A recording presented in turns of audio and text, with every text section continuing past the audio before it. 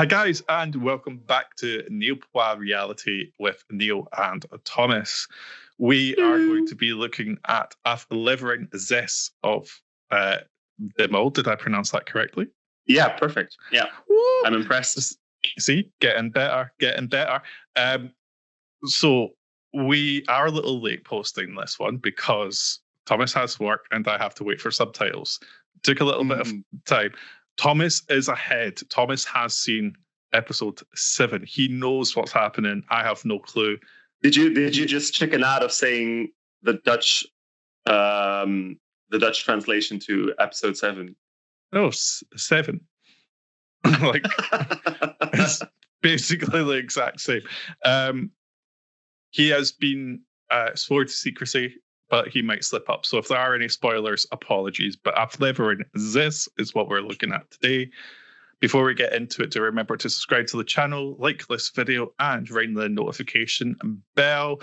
All the links you need are down below, but you can also visit niallpointsreality.com. When you're there, you will get a pop-up asking for a donation towards our trans friend raising money for surgeries. We'd love if you give it a little click and donate it, if you can. But shall we get into it? Because this was a good episode. It was a good episode. It was. I was also thinking series. When you said, "Oh, we're going to try not to spoil anything," I was like, if anyone is watching this, they've probably already seen the episode. I'm assuming. Just in case there might be one person watching along with us, who knows? They might be sat there waiting for us to talk about the episode. Probably not. The episode starts with a flashback to day 1 where they all write, "I am not the mole" in their notebook. That becomes important later. Michelle told a story about eating too many eggs when she was younger, then ended up with like liver disease. And I was like, can eating too many eggs do that? That just surprised me. That was just something I took a note of because it was interesting. I don't know. I'm honestly, I don't remember how many it is that you can eat per day, but I remember when people told me how many it was, I was kind of surprised that you could eat that many eggs before it becomes unhealthy. Because it's dairy, isn't it? So yeah. Well, I was assumed it to be more unhealthy. Maybe this is another lie from the mole. Who knows? Maybe this is just a non-required. Why? No, I don't know. Anyway, what would she gain with that? You are so in the tunnel of Michelle. It's unbelievable. I'm only messing. We have a golf challenge now. This is fun. So there's 2 parts. So Sarah and Alexei have helmets on with cameras that they have to keep smiling no matter what. Every time they smile, they don't smile, they stop smiling, they lose €100 from a €2,000 pot. The others then have to play a hole of golf against the wonderfully named Mr. Hole.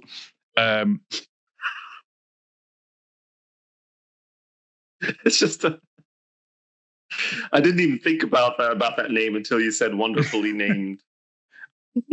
I am a child. We were talking about this at work earlier. There's a low emission zone in Glasgow called Les. And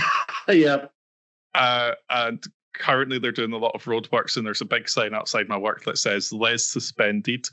And it makes me laugh every single time. Anyway, moving on. Sorry, that reminds me of when I was a kid. We have this big supermarket chain that's called the Leze. And so let's say like the West Flemish, so the dialect word for lesbian is Leze. So when we were kids, we would always laugh at it because it said lesbian. And that was a joke that we had as a kid. So honestly, I relate.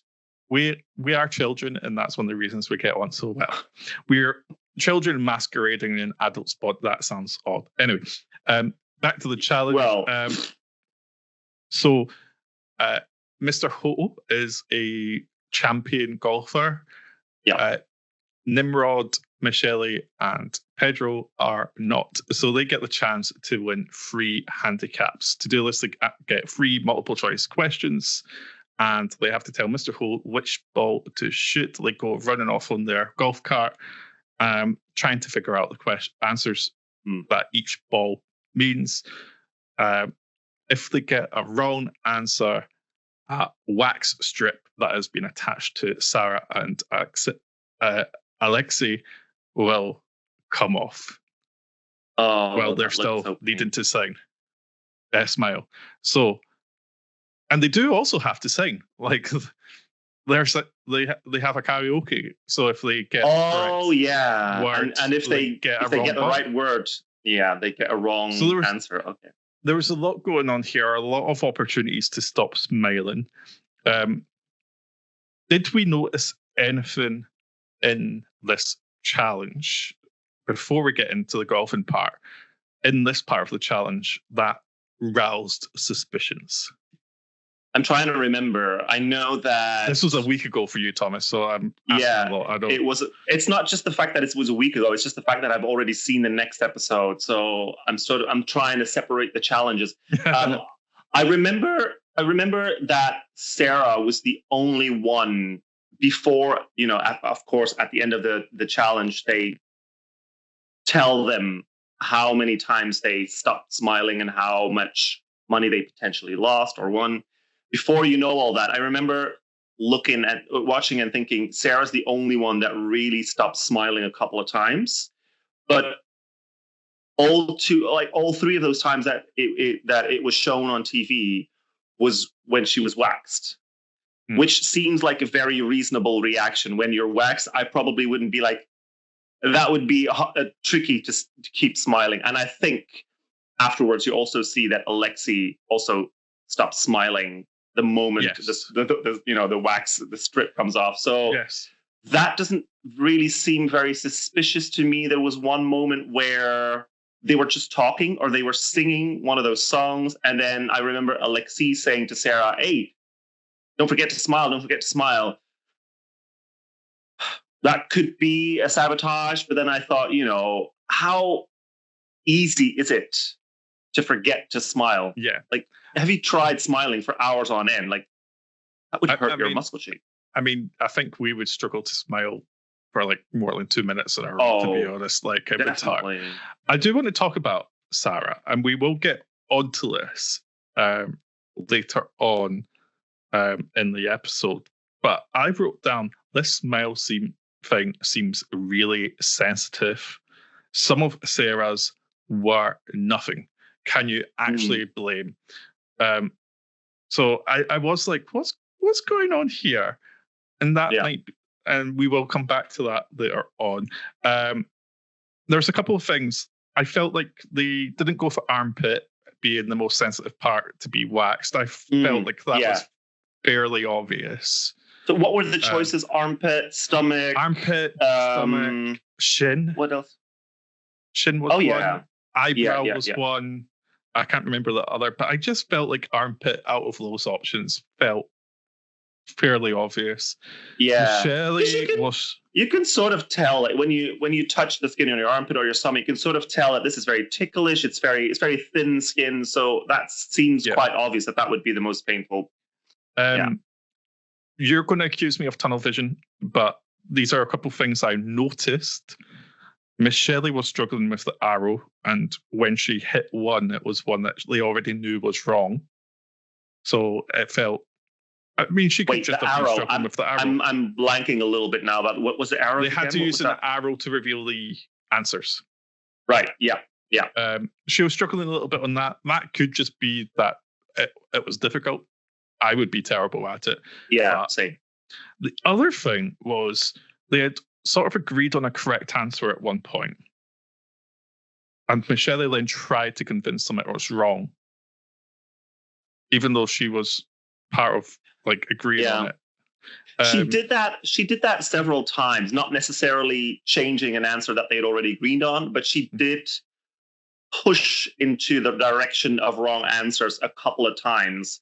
Like, I feel like every wrong answer they gave, it was mostly Michelle that sort of, and she's done that before, where she steers. Do you remember the challenge with Else when they had to pick the rowers, try to decide who the professional rowers? Yeah. So, but you see, and my thing is that just all seems so blunt and so obvious, and it's so it just makes me think that she's not the mole, because usually in practically every season they always sort of cover up sabotages through.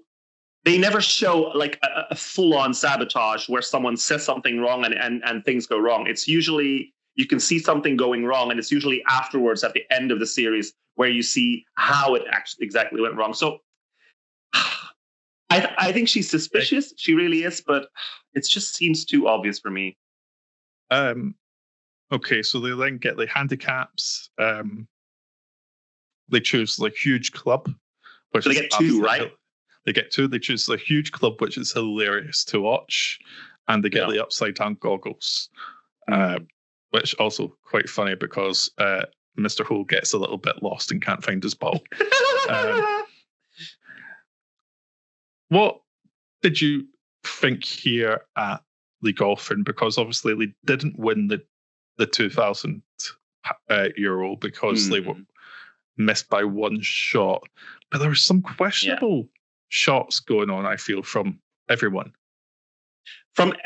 which makes it sort of like impossible to say that was like a sabotage or anything. I remember thinking, it's suspicious that Pedro seemed to, when they were practicing, seemed to hit the balls perfectly, and then when it was actually important to hit the balls, he just completely missed. I didn't think Michelle's tries were that bad. They were actually, because she did the one far shot that put the ball really close to the finish. So, but she did miss the final putt. Yes, but here's my thinking. You asked me today if I want to go mini golfing when we go to Manchester in a week. I have gone mini golfing a couple of times. I cannot tell you how many times I was near the finish, near the putt, or like the hole, what you call it, with like this much space between the ball and the little hole that it has to go in. And I would miss it, and it would go over, or it could just go past, and then I'd try it again. It would go past again. I can't tell you how many times I've had that. So that to me does not feel like a. Yeah, I'm not saying that is trickier than you think. I'm not saying it's anything.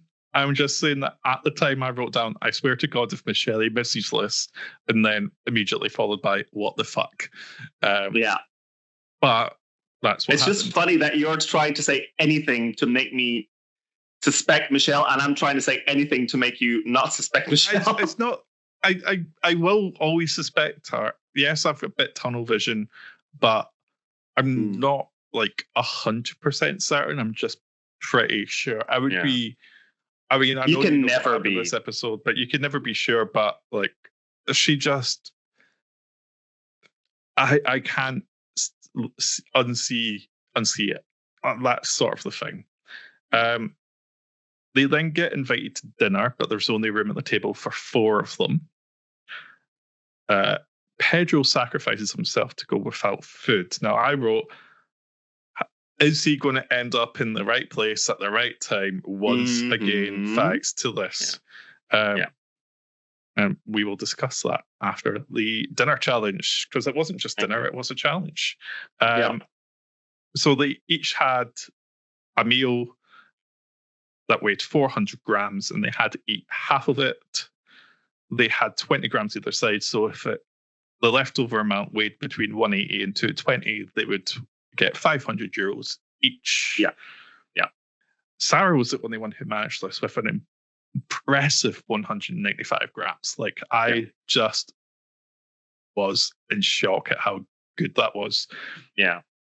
The rest were kind of all over the place. Michelle was 8 over 220. Nimrod was 8 under 180, and Alexei was hungry. There was hardly anything left for Alexei. But again, I don't know if you can find anything really suspicious here, Doesn't Yeah, really exactly. tell you much, does it? No, you could argue that it is suspicious of Sarah to be that close because it was really like 5 grams. That is incredibly close. You could argue she practiced, and you could practice something like that. She did pick a dish that was quite easy to take parts out because she had these sort of like Was it they the sort of prawn look one? like they sort of look like, didn't it look like sort of like dim sum kind of things? They're sort of like chunks with a sort of like broth sauce type of thing. It's quite easy to say, oh, I've got 6 of those. I'm going to take 3 out and then drink a little bit of the broth and that'll be fine. So you could say that that's suspicious. That could have been rehearsed. But then at the same time, how many times have you had a moment where something happens? You just say, for example, you throw something away and it happens to land exactly at a specific spot. And you're like, oh my God, how did I do that? That happens quite often. Yeah. So it could have just been luck. I don't know. Could have been luck. But you are right. It could be tested because the prize is a conversation with the mole. Yeah. This was... So it could be a case of the mole trying to speak to the mole themselves. Mm-hmm. It could be a case of an actual candidate trying to speak to the mole, see what they have to say. Which they would have more... it would be more interesting for a candidate to speak to the actual mole to try and figure something out. Mm-hmm. Then, the mole doesn't really gain anything from that reward apart from losing the money. Yeah. Now, my next note here in this conversation with Sarah the mole is I knew it, because we find out that the mole did sabotage Sarah's helmet so that it was way more sensitive. It was on hard mode instead of easy mode. Could you tell something was off with that, or did you just think she was bad? Not really, because it just seemed like a very tricky challenge anyway. Like even just when talking, if you tried talking while smiling the whole time, that's really difficult because you move your mouth the whole time. So I didn't really notice it, but I had the same feeling when they said like, oh, the mole took something out of the briefcase and he sabotaged this. And I was like, oh my God, like I've had that with every single challenge that's been sabotaged because of the briefcase. I had the same reaction. So I was quite impressed because I think this is the first time where I've actually clocked what I thought the sabotage was. And I was correct. So I'm taking the win on that one. I think I'm quite proud. Yeah. Sarah has a conversation with the mole. She seems to know who she be pretty certain that she knows who it is. Yeah. At one point she says, did you enjoy sharing a room with me for the last few days? Yeah. Now, I don't think we got to see who she shared a room with. So we can't think about that and see, is this throwing people off the scent, is in terms of audience, what is going on? But I would be interested to know, wouldn't you? Who she thinks I would be. At this point. I'm just trying to think. So obviously Sarah wins 500 euros by winning, by being close enough to the 200 grams. She goes to the conversation with the mole. I don't remember how the conversation worked in whether or not she had to sacrifice the money. So this is where she got the chance to read. So basically on the screen of the mole cover, it came up saying, I am the mole. Or sorry, I can do this in Dutch. Ik ben de mol. And it was written in their own handwriting. Or was it written in their own handwriting? And she then got to see how everyone else wrote Ik ben niet de mol in their molboekje to compare and contrast.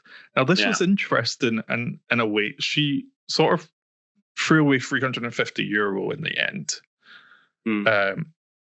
And she did say that she was more confused than she was before, because it could be that the mole's disguising their handwriting. It could be that they're trying to make it look like someone else. They've obviously probably seen how everyone else wrote it. And it wasn't exactly like anyone's handwriting that came up on the screen. There was similarities. I paused it. I was like, I have to pause this to check. because I thought there's no way that they're going to show this so openly. And then I was like, well, there's a little bit of Alexi's handwriting in there. There's a little bit of Sarah's in there. I think the mole definitely did something funny with a message and maybe change some things with the briefcase. I was also thinking, Sarah's reaction being, "Oh, I'm more confused now than I was before." If she's not the mole, it might also just be because maybe she had her eye on someone else, and because of that handwriting, she was like, "Oh, I'm confused now because now it looks like it's not my main suspect, but another." Yeah, so that could also be a reason. I also found it interesting that Pedro's was the only one in capital letters. And for a minute, I did think that's suspicious. Because when you write in capitals compared to lowercase, it's completely different handwriting. Sort of look like it can be so different. So I was a little bit like, what's going on here then? What's this about? Especially you, because you've had your eye on Pedro for more reasons than one, for the entire series. Yes. Yeah, I have. They get home, there's no sign of Pedro. They're then swimming in the morning, there's still no sign of Pedro. They're having the time of their lives. They fucking forgot about Pedro at this point. They're like, I love that moment where Gilles sort of like does a voiceover and says like, now the contestants are getting really worried about Pedro. Cuts to a scene of them jumping in the pool, not giving a damn whatsoever. That made me laugh. Down the water slides, fantastic. But they are taken to ganglands. Is that sort of what you'd say, like a forest that's controlled by a gang? Obviously not a real gang, but so Pedro has been kidnapped and locked in a van in the middle of the ganglands. He gets his head color removed and can see objects and stuff like that, and also cages with pass fragging in them. I think there's 5 in total in there. The team then need to work in twos to rescue Pedro. They have to disable security cameras and all the rest of it, and they can only do that with Pedro answering the question correctly. There was a lot going on and a lot of mind games. Again, this was a mind game heavy game, because it turned out that if Pedro gave the wrong answer, which the first time he didn't do on purpose because he hadn't seen the sign yet, he just gave the wrong answer, that the pass fragging cages would open. So if he could get them to answer 3 questions incorrectly, 5 pass fragging were in. But there would be no money. So we see this. I thought not necessarily no money, but when he gave the wrong answer, an alarm would go off, which would make the contestants... No, if he left the van with pass fragging, there would be no money. Oh, yeah. Okay, that's what you mean. I thought you meant like when he gets an answer wrong, the money disappeared. No, okay. But there would be no money in the end of the €5,000 that was up for grabs here. Did we notice anything in this challenge? There was quite a lot of different physical challenges. There was tightrope walking. There was hiding behind bins quickly. There was lots going on. Did we? One of the things. No, go ahead. I think someone mentioned how is Alexei always the first out in athletic challenges when he is a young. It was one of the contestants man. Saying that. Yeah. Someone said that, but other than that, I wasn't really sure. Michelle counted a little bit slow, but have you ever tried counting out loud and making sure it's again very tricky? You can't do it like a clock. I might have tunnel vision, but I'm not insane.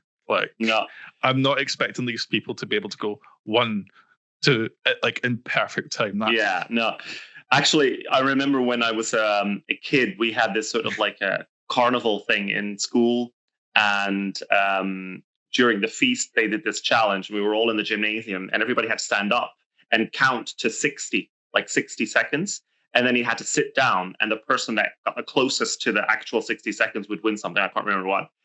The amount of people that sat down at around 30 or 40 seconds was, I mean, obviously we were kids, but like, I'm just saying that is trickier than you think. So I didn't find that very suspicious. What I did find suspicious, which is weird considering that's the person I suspected least throughout the whole series, is that at some point Alexei is doing, I think it was the challenge where he had to put together the ladder to be able to grab whatever it was.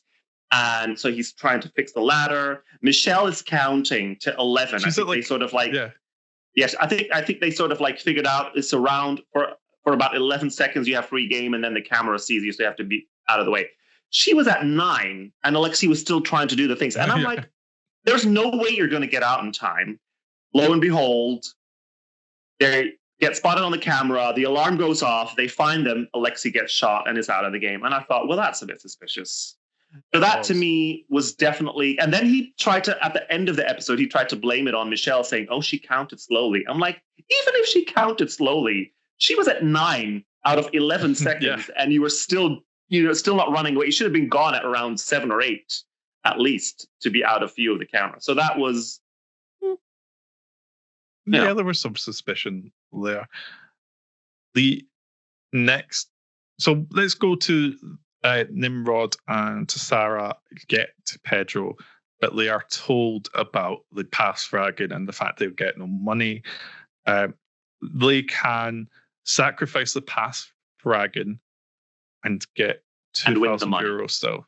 Yeah. It's a less amount of money, but it's money nonetheless.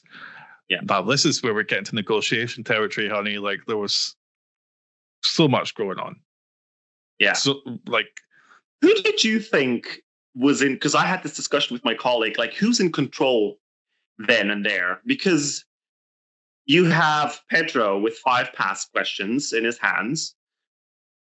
I would have thought at the start, like, oh, he's in control. Because they obviously also want pass questions, because why wouldn't you? You're that close to the end. You want to get further. So he's got the 5 pass questions in his hands. But then on the other hand, the other 2, which were Nimrod and Sarah, could have just said, well, if you don't do what we want, we're just going to push the button.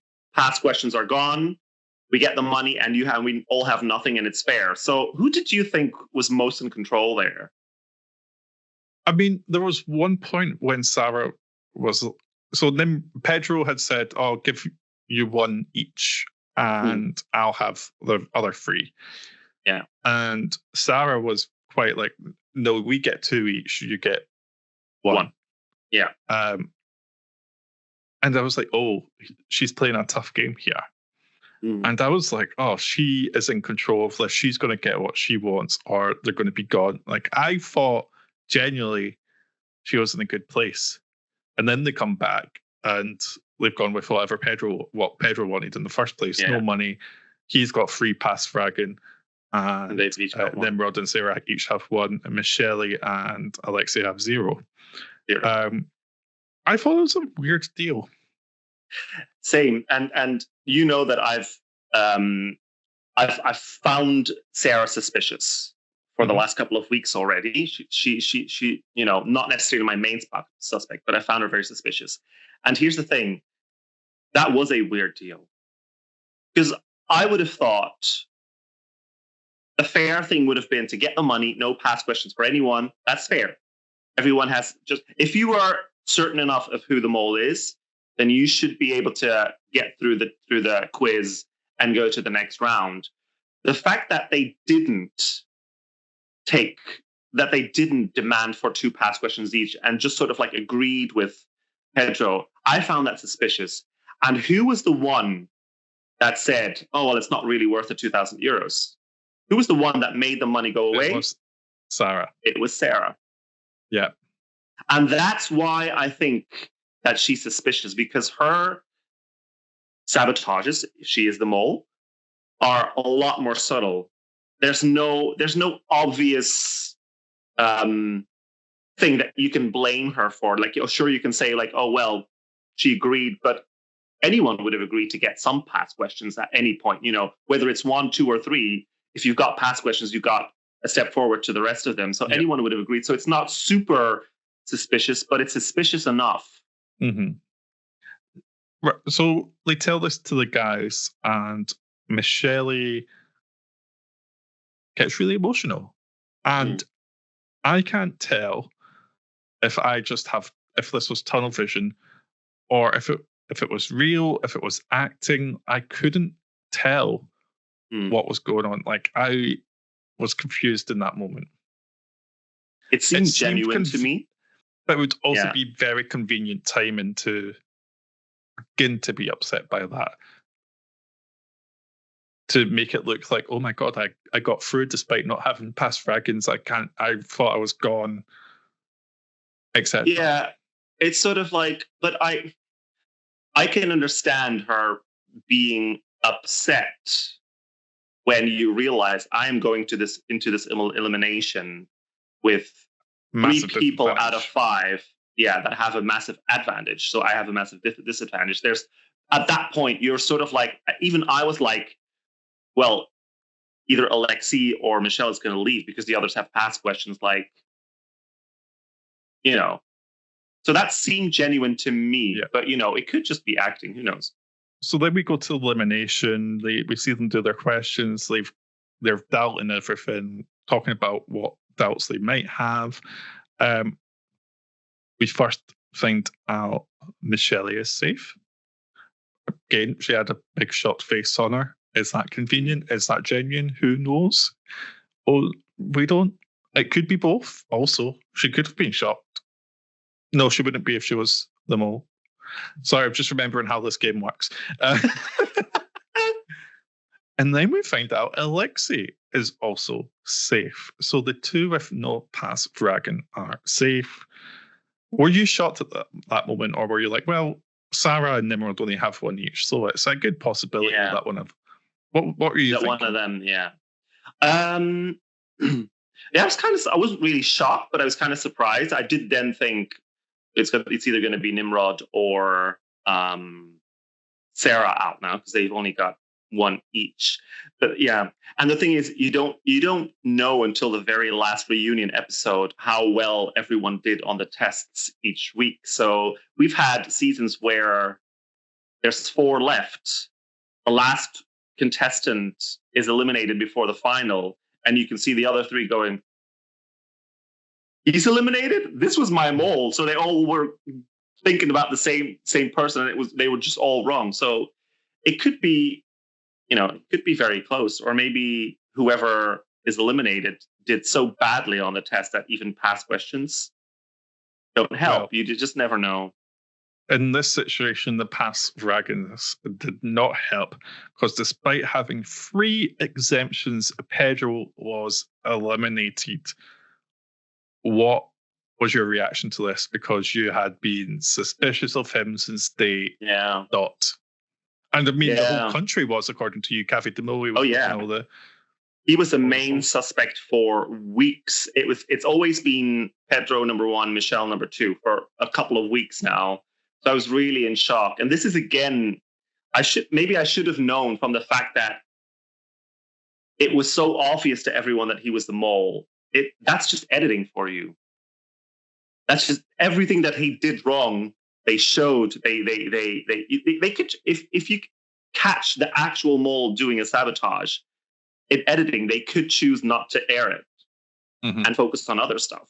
But they chose to edit it in that way that makes him look very suspicious, which, again, this is why I'm not fully, I think she's suspicious, but I'm not fully in that tunnel with you, because it just feels too obvious for me.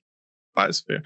I just find it hilarious that basically the whole country was wrong in this situation. He was a great guy. It was really entertaining.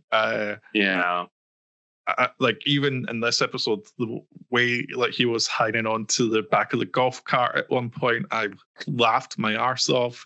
And he wasn't even saying anything. It was just being a little bit goofy on I was shocked because I thought he was going to be a finalist. I wasn't entirely convinced he was a mole, but I was like, that's a finalist for goddamn sure. Like, no chance. Or a potential winner, even. Yeah. Yeah. Yeah. I mean, that was surprising. I was really gutted because not only was he my main suspect, but he was also just, in my opinion, one of the best contestants. Yeah. One of the most fun contestants on the show. My favorite Pedro moment was in one of the previous episodes where he had free pass to the next episode, which was in the. Do you remember the 3 chests? Yeah. And then Sarah and Els had to try and find it in one of the chests. And at the end, when they listened to him, stupid as they were, they listened to him. They picked 2 of the wrong boxes, and he was like, "Oh, I'm sorry. I guess I just made 2 mistakes." And he was just sitting there laughing, and that was just hilarious. I was like, "This guy is having the time of his life." I mean, you're amazing. In Thailand, you're meeting new people, having new mental experiences. So, meeting elephants, destroying watermelons, whatever else. Getting into boat races. Like, I feel like you do just enjoy it, don't you? Yeah, like you need to just try a helicopter flight. Yeah, I think he definitely. I mean, they're all enjoying it, but I feel like he was just so genuinely, happy to be there. It was just, sad. But, it does open up the rest of the series. Now, I know you've seen the latest episode. You know who the finalists are. Please do not spoil anything. But at the end of this episode, who are you then beginning to look at? Who were you? Was it more zooming in into Sarah?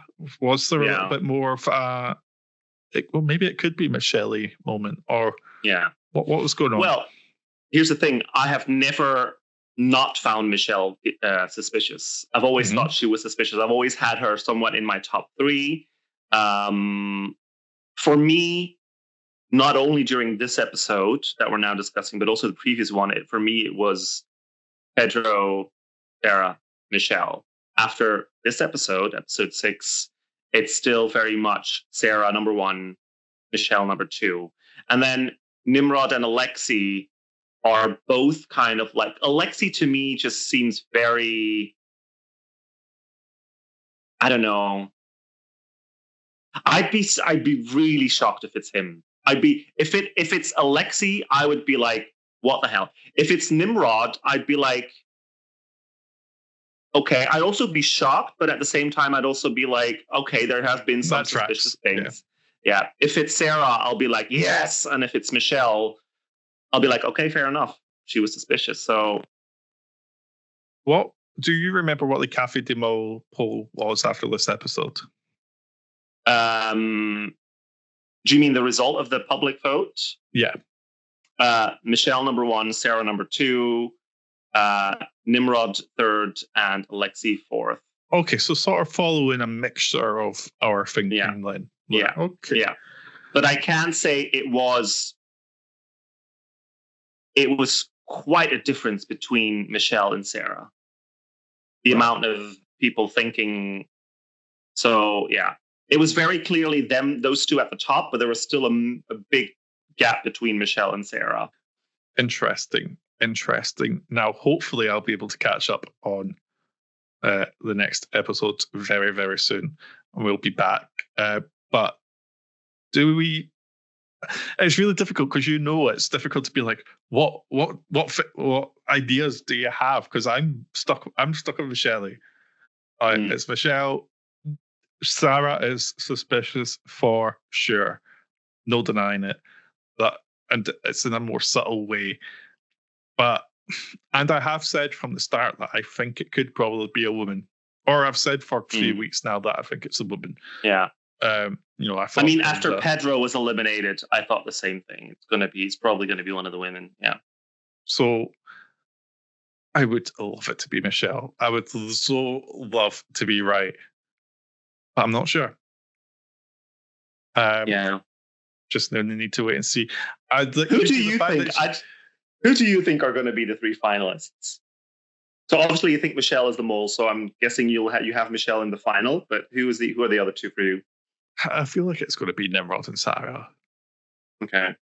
I don't know why, but I feel like Alexei just sort of has this easy breezy attitude and might not be fully switched into what might be going on and who might actually be sabotaging things or whatever. I'm not sure though. And that's not a dig at him. It's just like I like his style of attitude, being cool, collected quite a lot. Like just like it's he doesn't ever seem to get angry or annoyed or anything like that. It's just like chill. He's like more than anything. That sucks. More than oh my god, what the fuck did you do? No, exactly. Yeah, I feel like for me, Alexei, throughout the whole season, he's been the kind of person where I'm like, I mean, obviously I'm wrong because he has gotten all the way up to episode 6 or episode 7 at least, because he's in episode 7. I've always thought of him like, because he's so breezy and sort of like, chill, I always thought he's either the mole or he knows who the mole is. And that's why he gets as far as he has gotten so far. With Nimrod, I've always felt like that is a very strong player. Someone who really goes for the challenges. I have suspected him at times, but I've always thought this is someone that goes for the challenges. So let me say this. At the start of the series, my predicted 3 finalists were Nimrod, Pedro, and Sarah. Those were the ones that I thought were going to get to the final. Obviously, Pedro is no longer here, so that was wrong. Okay, interesting. Ooh, I know that I could be here right now saying it's Michelle and she's gone already. Like everyone watching could be screaming at me like she's gone. But I just don't know. When you said it's Michelle, it reminds me of Dairy Girls, where the girls get in trouble and Michelle did something wrong, and then Claire's like, if anybody should be punished, it's Michelle. It was all Michelle. That just reminds me of that. That's good. I need to watch that again soon. Anyway, please don't be too mean to me if Michelle has already been eliminated. I'm behind. I'm trying to keep up as much as possible. But yeah, do we have anything else to add on to this episode, Thomas? No, I'm going to shut up now because I feel like if I say anything more, I'm going to spoil it for you. Okay, thank you. Let's finish here. I appreciate you. Remember to subscribe to the channel, like this video, and ring the notification bell to find out when we post the next episode, which hopefully won't be too long. I would love for it to be this week so that we can do finale week in person. Because we have to watch them all together. Fine, we have to watch it together. Oh, but won't you be watching it on the Sunday night before you leave? Let's put it this way. If you are able to watch episode 7 before I come to Manchester, if that works out, then I will hold off watching the finale until I get to Manchester and you can watch it together. And I'll just... Wow, that is big. Because it'd be fun if we can watch the final together. We can maybe film our reaction. Yeah, let's do that. Let's do that. Okay, I will let you know. And if anyone knows the guy who does the subtitles, please ask him to hurry up. In a very nice, gentle, we love you way, but also. Yes. Okay, we'll leave it there, and we'll see you next time. Goodbye, everyone. Bye.